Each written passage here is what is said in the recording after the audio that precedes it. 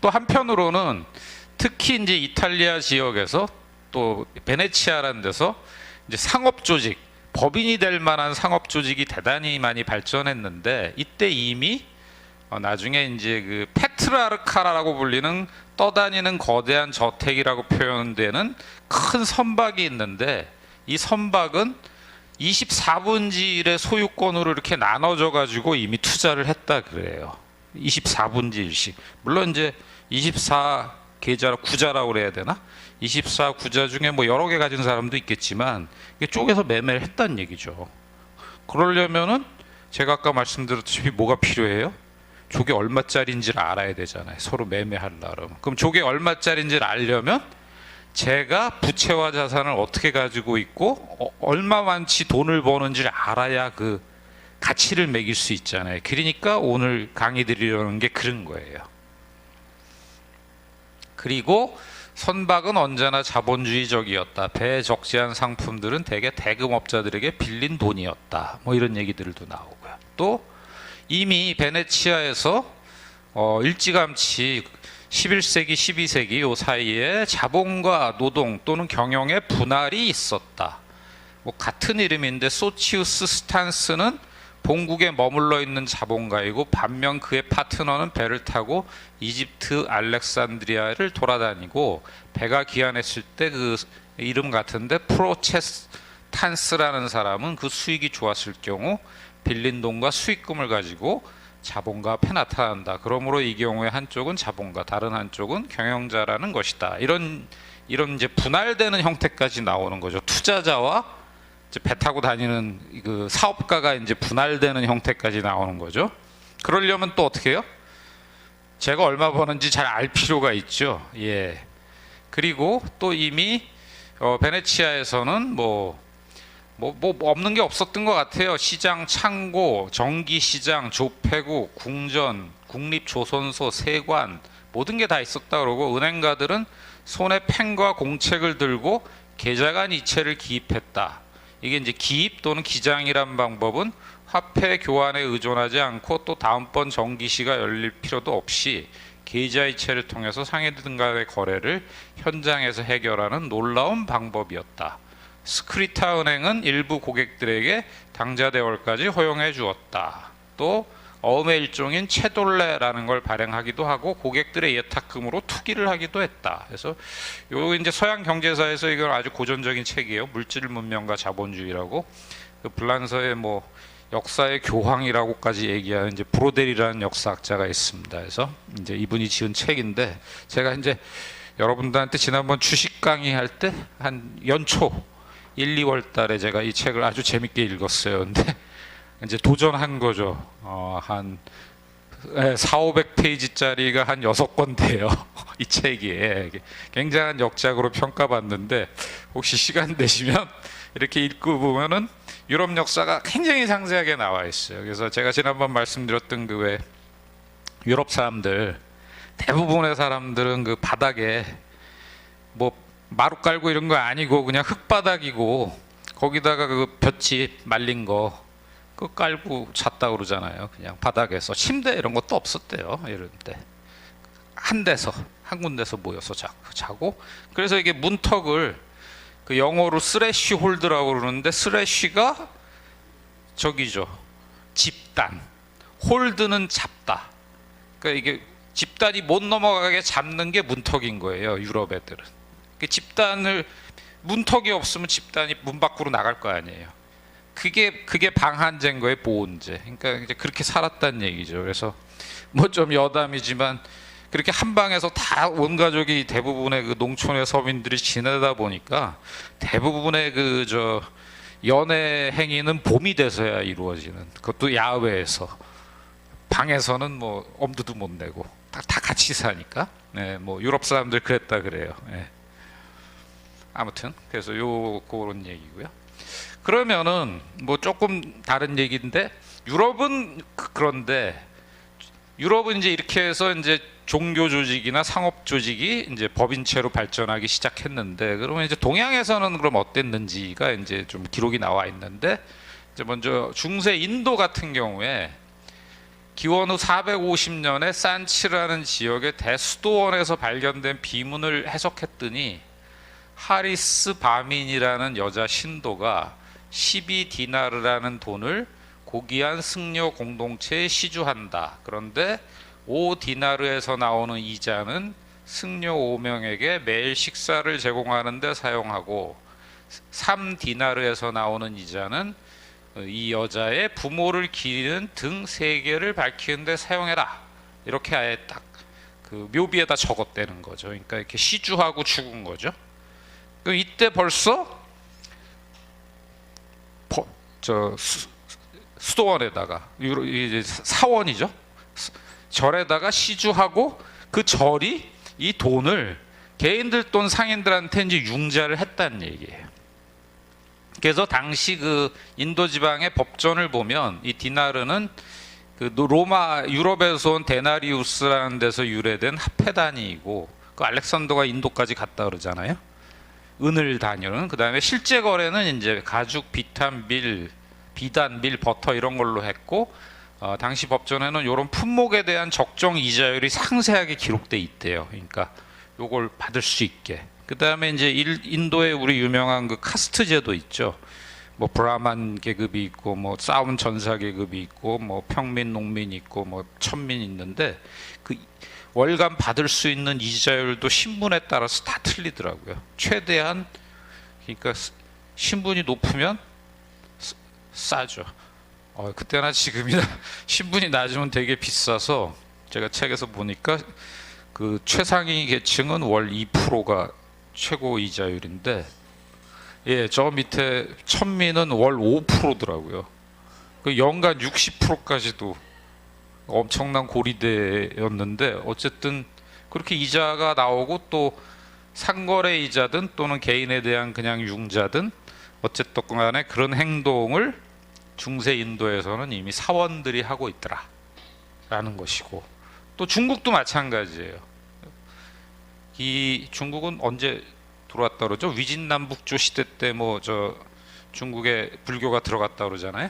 그래서 이제 당나라 때 뭐 엄청 그 불교가 번성했다 그러는데, 그래서 요 중세 중국 불교의 경제적 모습들이라는 책을 쓴 그 불란서 학자 책을 보면은 이 농민들에게 실제적으로 뭐 간단한 거, 옷 같은 거라도, 농기구라도 뭐 하여튼 이런 걸 맡기고, 농기구는 아니겠지, 귀중품 같은 걸 좀 맡기는 전당포 역할을 했고, 농장 재분소, 그러니까 중세 저 유럽과 마찬가지로 가게 등도 했고, 근로자들이 수천 명 딸린 수도원도 있었고, 요게 이제 당나라 말기인 것 같은데, 이게 좀 불교 쪽에 재산이 너무 뭉치니까 이 저 서양과 달리 중국은 왕권이 강했잖아요.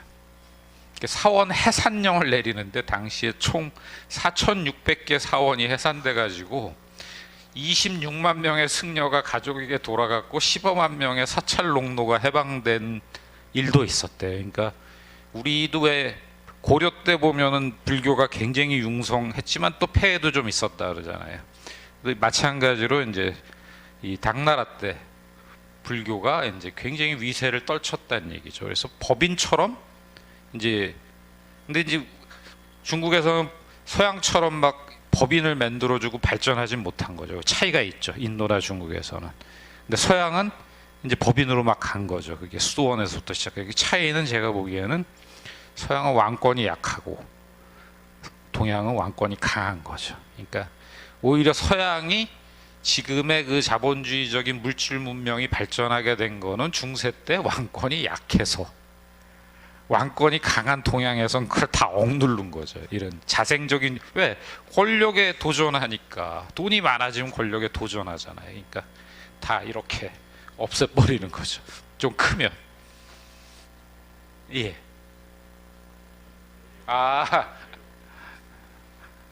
네, 괜찮은데.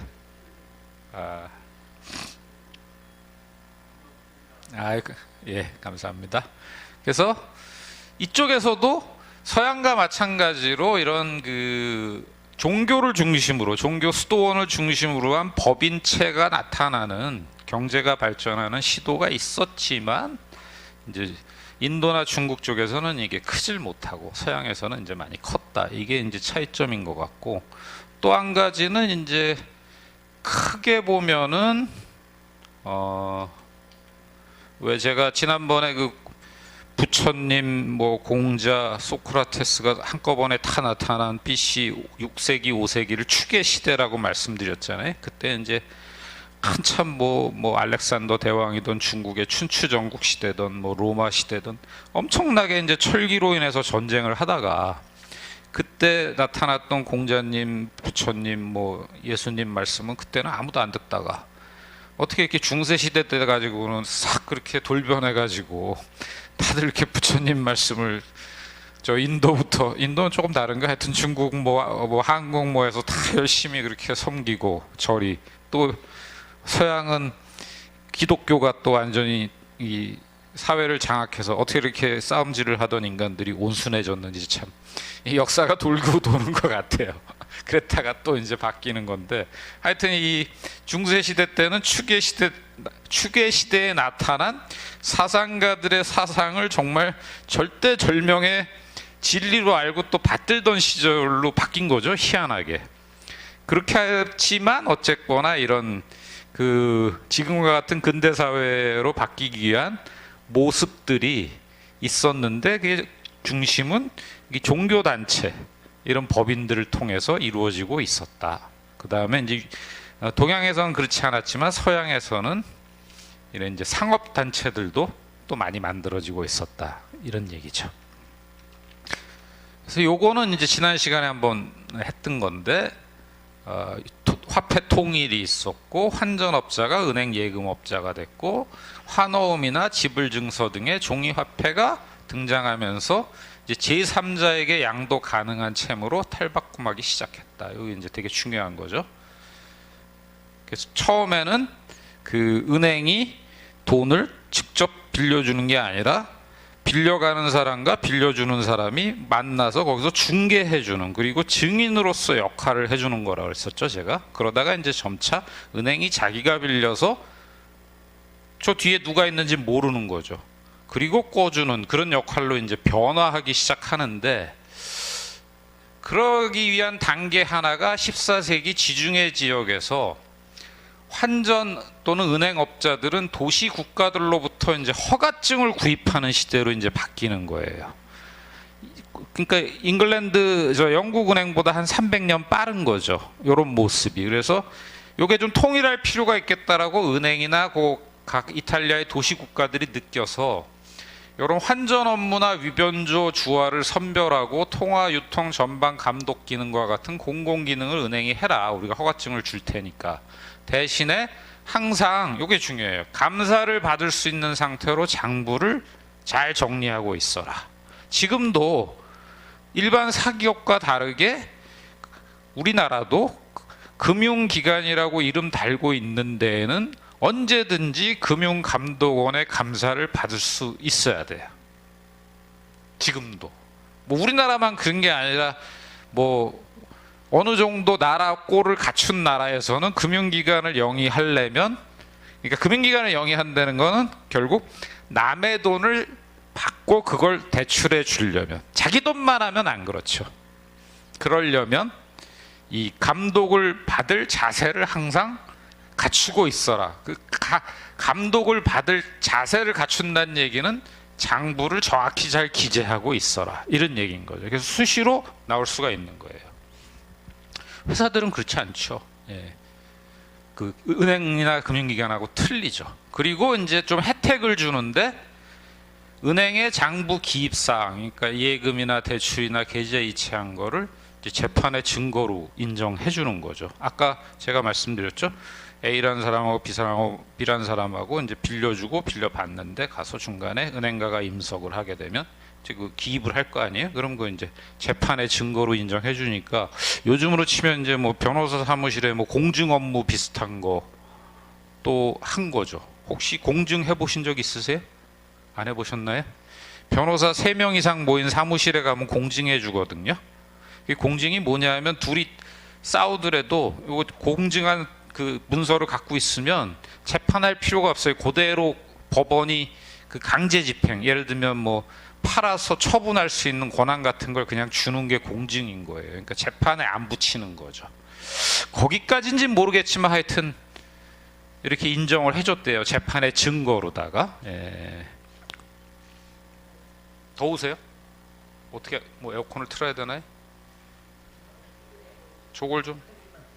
저도 약간은 더운데 예, 견딜만은 합니다. 예. 틀어보죠, 뭐 그럼. 예.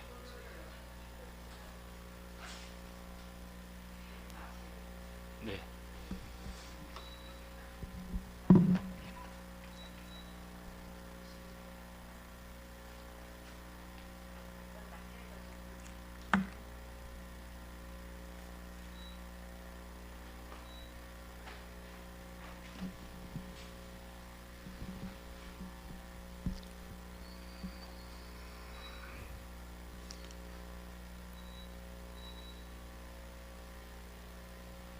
네, 돌아가네요. 닫을까요? 조금 이따 닫을까요? 네.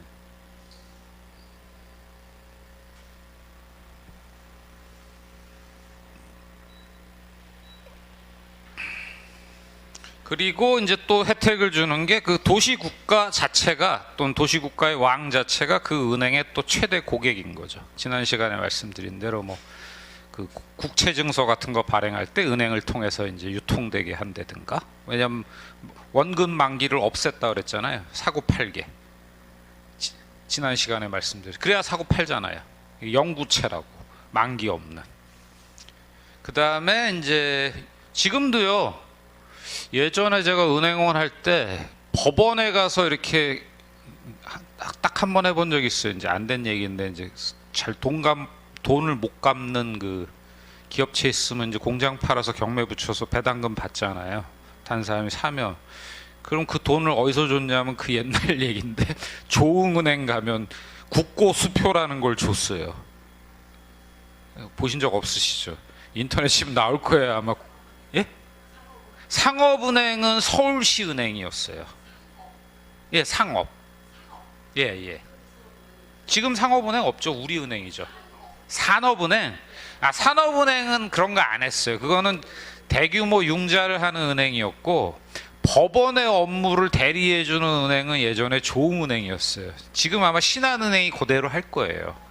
그래서 제가 그때 몇십억 됐어요. 그래서 그 배당금을 받았는데 경매 붙여가지고 그 법원 근처에 있는 그 지정된 그 조흥은행 창구에 갔더니, 제가 이제 그 서류랑 뭐 이만큼 준비해서 갔죠. 맞는데 그랬더니 이거 그 당시만 해도 이게 뭐 아날로그 시절이라 이제 국고수표 뭐 30매덕 몇 천만 얼마 딱딱 해가지고 딱 찍어주더라고요. 그러니까 그 은행 업무, 은행과 관련된 국가 업무를 이제 이 민간 은행이 대행해 주는 거죠. 예, 그게 이제 연원이 벌써 지금으로부터 한 700년 전에 이루고 있었다라는 거고요. 또 이러다 보니까 도시국가들이 이제 자기들이 뭐 납품업자들 쓸 거 아니에요. 뭐 여러 가지 뭐 물건도 살 것이고 무기도 살 것이고 뭐 농산물도 살 것이고 뭐 이런 거를 은행이 미리 지불할 수도 있잖아요. 그러면 이제 국가가 은행에 대해서 단기적인 채무를 질 수도 있죠. 그러니까 이제 은행들이 이제 국가 업무를 좀 대리해 주어서, 이미 그래서 바르셀로나 스페인에서는 1401년, 제노바에서는 1407년, 또 베네치아에서는 1587년에 이런 은행들이 생겼고, 공공은행이죠. 인가받은. 이게 이제 수수료도 내는 거예요. 인가 수수료도. 그다음에 이제 유명한 그 메디치 은행, 메디치가의 장남인 코시모 데 메디치라는 사람은 1434년에 피렌체 공화국의 국가 원수 자리에도 올라갔었다라고 하는 그 기록이 있다고 합니다. 그래서 14세기 이후 은행은 네트워크를 통해서 상인들이 한 자리에서 영업을 영위할 수 있게끔 이제 막 지점도 내고 막 이래요. 예. 그게 이제 상인들이 편해진 거죠. 주화, 금은계 뭐 이런 거 이동할 필요도 없고, 이제 만나서 기록하고 이런 것도 아니고, 이제 은행이 믿고 은행에 예금 맡기면 은행이 알아서 이제 이렇게 해주는 그런 시스템으로 발전하는 거죠. 하지만 이제 요거는 한정적이었고, 진정한 은행권은 지난 시간에 말씀드린 이제 한 300년을 더 기다렸다가 이제 영국 은행권까지는 가야 되지만, 어쨌든 상당한 모습을 갖췄다라는 거죠.